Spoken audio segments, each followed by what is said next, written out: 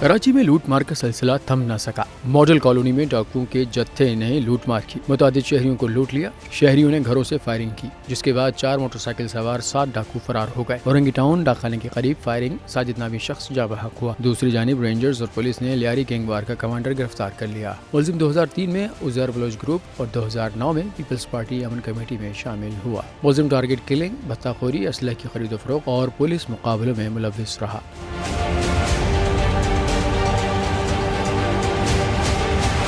منگو پیر police نے street crime کی وارداتوں میں ملوث 3 رکنی ڈکیت گینگ کو گرفتار کر لیا۔ شاہ لطیف ٹاؤن پولیس نے اسٹریٹ کرائم میں ملوث 5 ملزمان گرفتار کر لیے۔ 34 موبائل فونز، 15 ٹیبلٹس، 5 لیپ ٹاپ، 3 پسٹلز اور 1 چوری شدہ موٹر سائیکل برآمد ہوئے۔ سی ویو کے قریب فائرنگ سے پولیس افسر ظہیر زخمی۔ ظہیر سی پیک کے لیے بنائی گئی فورس میں تعینات تھا۔